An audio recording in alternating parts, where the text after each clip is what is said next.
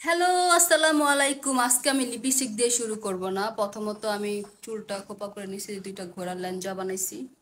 ঘোড়ার ল্যাঞ্জা। তো দুইটা ঘোড়ার ল্যাঞ্জা বানাইছি। আর এখন পর্যন্ত রান্না করি নাই। তো আমি প্রথমত ঘর গুছাই নিছি, এই যে ঘরটা গুছাই নিছি আগে। এখন আপনারা বলবেন একটু ব্যাক ক্যামেরা দেন, ভাই আমারে শুটটা দেন, আমারে দেখবেন না কিল্লিগা, আমি তো মেন, তাই না? তো যাই হোক, আজকে আমি আপনাদেরকে রান্না করে দেখাবো। গতদিন আমার স্বামী ডিম আনতে গিয়ে ডিম ভেঙে ফেলছিল, তো 6টা ডিম ভেঙে গেছে। তো আমি চিন্তা করতেছি 6টা ডিম দিয়ে কি রান্না করবো। অনেকক্ষণ চিন্তা করার পরে আমার স্বামী বলতেছে, রুনু তুমি একটা কাজ করতে পারো, পুডিং এর মতো বানিয়ে। তা আমি বলছিলাম পুডিং বানাই দিই, সে বলছে না পুডিং খাবো না, কারণ বাসায় মোটামুটি মিষ্টি জাতীয় খাবার অনেক কিছুই আছে। তো সে বলতেছে পুডিং খাবো না, তুমি একটা কাজ করো, আম্মাকে দেখি প্রায় সময় ডিম পনির বানাইতে। তো আপনারা বলবেন ডিম পনির এটা আবার কি? তো চলেন দেখাই ডিম পনির। পুরো রেসিপিটা আমারই থাকবে, ঠিক আছে? তো রেসিপি বলতে তেমন কিছুই না। তো আপনারা কে কে ডিম পনির খাইছেন? খাওয়ার কথা, আমরা তো বাঙালি, আমরা আবার কোনো খাবার ছাড়ি না। তো প্রথমত আমি এই দেখাই, ডিমের মধ্যে একটু লবণ আর গোলমরিচের গুঁড়া দিয়ে ভালো করে ফেইটা এই যে পুডিং বানাই নিছি। এখন আমি এটা সুন্দর করে স্লাইস করবো। আর এখানে মশলা অলরেডি দিয়ে ফেলছি, আমি আবার একটু তাড়াতাড়ি করি, কারণ হচ্ছে এত লং ভিডিও ভাই আপনারা দেখতেন না। এখানে পেঁয়াজ কুচি দিছি, পেঁয়াজ বাটা দিছি, আদা রসুন জিরা বাটা দিছি, হলুদ মরিচ দিছি, ধনিয়া ফাঁকি দিছি। তো প্রথমত আমি ডিমগুলা কাইটটা লই, তারপরে দেখাবো, ওকে? থাকেন আমার সাথে। তো এই যে আমি ডিমগুলা কাইটটা নিছি। আপনার গ্রিন গ্রিন হয়েছে কেন? আমি আগে হলুদ মিশাই নি রান্নার মধ্যে, হলুদের মধ্যে এখানে খালি গোলমরিচ মিশাইছে, আবারও বললাম, আর লবণ। তো আমি একটা ফ্রাই প্যান বসাই দিছি, একটু তেল দিয়ে দিলাম,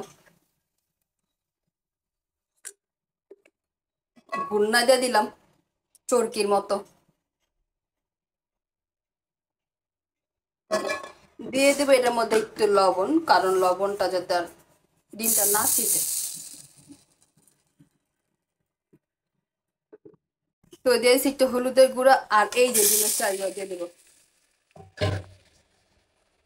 এখন সুন্দর করে এপিট এপিট লাড়া দিয়ে দিব।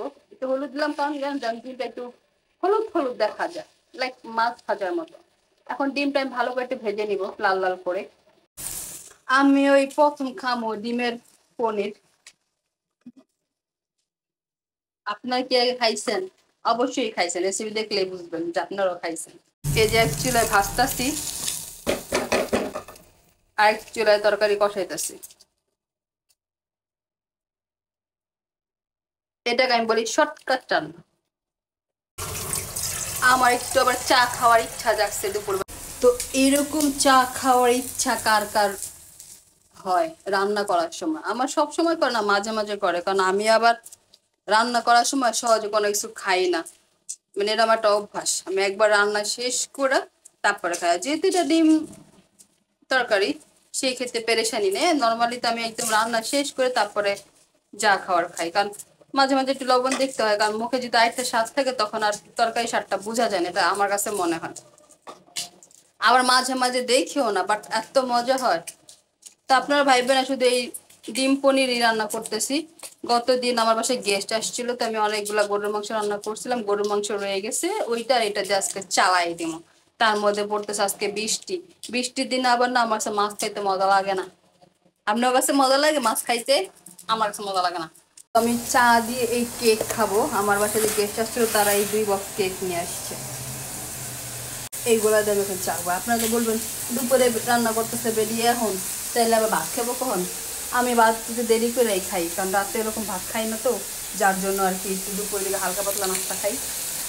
সবসময় খাই না, মাঝে মাঝে মন চাইলে, মানুষের মন বুঝেন না কখন কি চাই, ঠিক আছে? তোমার ডিমগুলো পুরোপুরি ভাজা শেষ, মশলাটা কষানো শেষ। এখন আমি দিয়ে দেবো যে ডিম পনির। আমি ফ্রাই প্যানটা ভালো করে কাঁচা মাছ এর মধ্যে সব দিয়ে দিলাম, এটা একটু হালকা একটু নাড়াচাড়া দিয়ে তারপরে পানি দিয়ে দিলাম। তো আমি এর মধ্যে কয়েকবার লাড়া দিয়ে গেছি, আর পানি দিয়ে দিলাম। বিসমিল্লাহ। বেশি পানি দিব না, কারণ নর্মালি এটা তো সিদ্ধ করাই সব কিছু।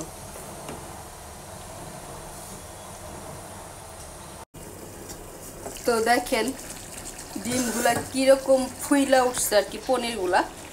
তো এখানে কালারটা ভালো বোঝা যাইতেছে না, আমি এটা একটু পরে ফটো সেশন করবো, তারপর দেখাবো। তো আমি এটার মধ্যে দিয়ে দেবো এখন জিরা ফাঁকি আর ধনিয়া পাতা, পাস হয়ে যাবে। তো আল্লাহ হাফেজ। ভিডিওটা ভালো লাগলে লাইক কমেন্ট শেয়ার করবেন, ভালো না লাগলে স্কিপ করবেন। তারপরেও আমি এরকম ফালতু ভিডিও দিয়ে যাবো। আর বিশ্বাস করেন ডিম পনিরটা এত মজা হয়েছে, এত মজা হয়েছে, আমি একটু চাইকা দেখছিলাম।